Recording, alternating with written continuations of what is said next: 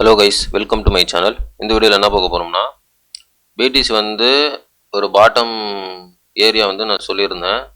So அந்த ஏரியாவிலேருந்து pump ஆகிறதுக்கு வாய்ப்பு இருக்குது. அந்த பம்பு வந்து ஆல் டைம் ஹை போகுமா, இல்லை ஷார்ட் டைமாக பம்பு நெக்ஸ்ட்டு பேர் கண்டினியூ ஆகுமான்னு சொல்லிட்டு இந்த வீடியோ நம்ம பார்ப்போம். வீடியோவுக்கு புதுசாக இருந்தீங்கன்னா சப்ஸ்கிரைப் பண்ணிவிட்டு பாருங்கள். நம்ம போகிற வீடியோ வந்து யூஸ்ஃபுல்லாக இருக்கும்.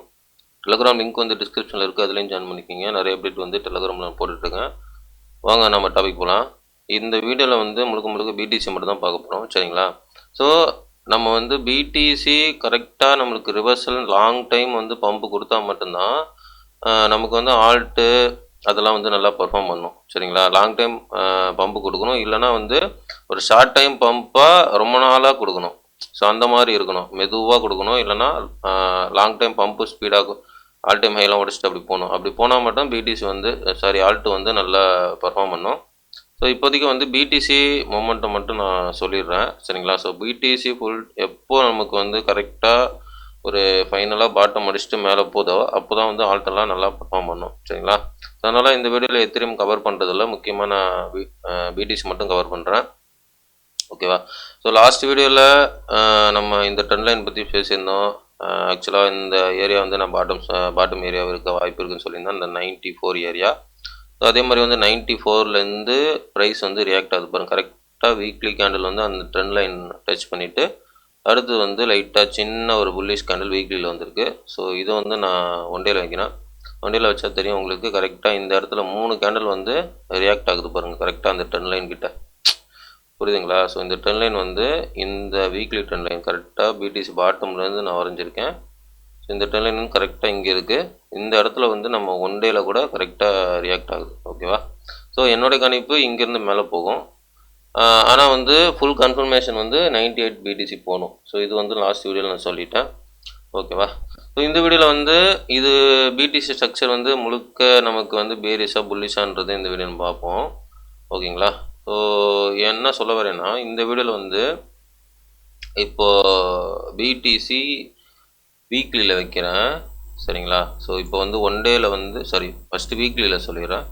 ஸோ வீக்லியில் பார்த்தீங்கன்னா பிடிசி நமக்கு வந்து ஒரு என்ன சொல்கிறது, ஒரு பேரிஷ் ஃபார்மேஷன் வந்துருச்சு. ஆக்சுவலாக பேரிஷ் ஸ்ட்ரக்சர் வந்துருச்சு பிடிசியில், ஓகேங்களா? ஏன் நான் சொல்ல வரேன்னா, பிடிசியில் வந்து கம்ப்ளீட்டாக பேரிஷ் ஸ்ட்ரக்சர் வந்துட்டு, ஸோ இதனுடைய டார்கெட்டு பார்த்தீங்கன்னா நெக்ஸ்ட் வந்து இந்த லெவலுக்கு கீழே போகும். ஆக்சுவலாக இந்த லெவலுக்கு இருக்குது பார்த்தீங்களா? ஸோ இந்த லெவல் பார்த்தீங்கன்னா 73,000 வருது.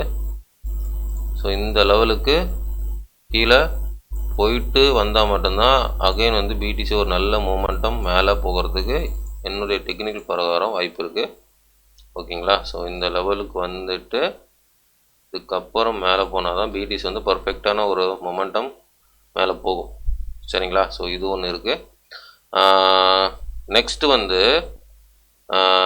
நெக்ஸ்ட்டு பிடிசி வந்து ஓகேவா, ஷார்ட் டைம் பம்பு இருக்கும். ஸோ ஷார்ட் டைம் பம்ப் இருக்கும். ஸோ இந்த வீடியோ ஃபுல்லாக பாருங்கள், ஒரு டீட்டெயில் நான் அனலைஸ் சொல்கிறேன், ஸ்கிப் பண்ணவங்களுக்கு புரியாது, சரிங்களா? ஸோ ஃபுல்லாக பாருங்கள். ஸோ இப்போ வந்து ஒரு ஷார்ட் டைமாக பிடிசி பம்பு கொடுக்கும். ஸோ அது வந்து நான் இந்த இடம் பாட்டம் ஏரியா 94 வந்து பாட்டம் ஏரியா இருக்கிறதுக்கு வாய்ப்பு இருக்குது. ஸோ நெக்ஸ்ட்டு வந்து ஒரு ஷார்ட் டைமாக பிடிசி பம்பு கொடுக்கறதுக்கு தான் அதிகமாக வாய்ப்பு இருக்குது. ஸோ ஆனால் கன்ஃபர்மேஷன் ஆகலை, சரிங்களா? எனக்கு டெக்னிக்கலாக கன்ஃபர்மேஷன் ஆகணும்னா இந்த பிடிசி வந்து இந்த 98,500க்கு பிடிசி போயிடணும். அங்கே போயிட்டு கேண்டில் வந்து க்ளோஸ் ஆனால் கண்டிப்பாக பிடிசி நெக்ஸ்ட்டு மூமெண்டம் ஒரு 1,16,000 வரையும் பிடிசி போகிறதுக்கு வாய்ப்பு இருக்குது, ஓகேங்களா? ஸோ இதுதான் நான் சொல்ல வந்தேன், 1,16,000 வரையும் பிடிசி போகும். ஆனால் 98க்கு பிடிசி க்ளோஸ் வைக்கணும். ஸோ இது வந்து ஷார்ட் டைம் மொமெண்டம் பிடிசிக்கு, சரிங்களா? ஸோ நான் என்ன எதிர்பார்க்குறேன்னா, பிடிசி வந்து ஃபுல் அண்ட் ஃபுல் வீக்லியில் பேரிஷ் ஆகிட்டு, ஸோ பிடிசி வந்து இந்த இடத்துல 98 க்ளோஸ் பண்ணி சின்னதாக ஒரு புல் பேக்கு மறுபடியும் வந்து இந்த ட்ரெண்ட் லைனை பிரேக் அவுட் பண்ணி, ஓகேவா? ஸோ இந்த மாதிரி வந்து மறுபடியும் வந்து இந்த ஏரியா, ஸோ இந்த ஏரியாவில் லிக்விடேஷன் 1,16,000 லிக்விடேஷன் எடுத்துட்டு அதுக்கப்புறம் ரிட்டர்ன் வந்து ஸோ இந்த ஏரியாவில் வந்து மறுபடியும் ஒரு பெரிய கிராஷ் வந்து பிடிசி வரதுக்கு வாய்ப்பு இருக்குது. ஸோ என்னுடைய கணிப்பு எப்படி வேணால் வரலாம். ஆக மொத்தம் வந்து பிடிசி வந்து இங்கே வீக்லி பேரிஷாக இருக்குது. சரிங்களா? ஸோ இப்போதைக்கு ஷார்ட் டைம் பம்பு இங்கே 1,16,000 இருக்குது. ஓகே. ஸோ இப்போ ஆல்ட்லாம் வந்து என்ன நிலைமை வரும் அப்படின்னு நீங்கள் கேட்குறது புரியுது. ஆல்ட்டு வந்து பிடிசி இந்த மாதிரி ஒரு ஷார்ட் டைம் பம்பு இருக்கிறனால ஓகேவா, இந்த ஷார்ட் டைம் பம்பில் வந்து ஆல்ட்டு பர்ஃபார்ம் பண்ணுறதுக்கு வாய்ப்பு இருக்குது. சரிங்களா? ஸோ இந்த ஷார்ட் டைம் பம்பில் ஒருவேளை இங்கே பம்ப் ஆகிட்டு இப்படி கன்சல்டேட் ஆனால் கூட வாய்ப்பு இருக்குது. கன்சல்டேட் ஆகிட்டு மறுபடியும் ஒரு பம்பு கொடுக்கும். இந்த கன்சல்டேட்டில் இல்லைன்னா இங்கேருந்து பம்பு இந்த ஏரியாவில் வந்து ஆல்ட்டு வந்து பர்ஃபார்ம் பண்ணுறதுக்கு வாய்ப்பு இருக்குது. சரிங்களா? ஸோ ஆனால் பிடிசி வந்து ஃபுல் அண்ட் ஃபுல் பேரிஷ் ஆகிட்டு. ஸோ பொறுத்து வந்து பார்ப்போம் என்ன நடக்குதுன்னு. என்னுடைய டெக்னிக்கில் வந்து பிடிசி ஏன்னா முன்னாடிலேருந்து நான் சொன்ன வரேன் பிடிசி வந்து பேரிஷ் ஆகிட்டுன்னு. ஆல்ட் எல்லாமே புல்லிஷ் ஸ்ட்ரக்சரில் தான் இருக்குது. இன்னும் ஸ்டில் ஆல்ட் எல்லாம் புல்லிஷ் ஸ்ட்ரக்சரில் தான் இருக்குது. எத்திரியமும் புல்லிஷ் ஸ்ட்ரக்சரில் தான் இருக்குது. ஆனால் பிடிசி வந்து பேரிஷ். பிடிசி புல்லிஷ் ஒன்று பிடிசி கன்சல்டேட் ஆகணும், இல்லைனா வந்து பம்ப் ஆகணும். இந்த 2 சினாரியோ நடந்தால் மட்டும்தான் ஆல்ட்டு எத்திரியம் எல்லாம் பம்ப் ஆகும். பிடிசி வந்து பேரிஷ் கீழே போகும்போது ஆல்ட்டு எத்திரியம்லாம் பம்புன்ட்டு நான் எதிர்பார்க்கல. ஏன்னா அது வரத்துக்கு வாய்ப்பு கொஞ்சம் கம்மி தான். சரிங்களா? மார்க்கெட்டில். ஓகே. இது வந்து இப்போதைக்கு இந்த நிலமை தான் இப்போது மார்க்கெட்டில் இருக்குது. ஓகேவா? பட்டு என்னுடைய கணிப்பு வந்து இங்கேருந்து இப்படி விழுந்துருமா அப்படின்றது ஒரு கொஷினு.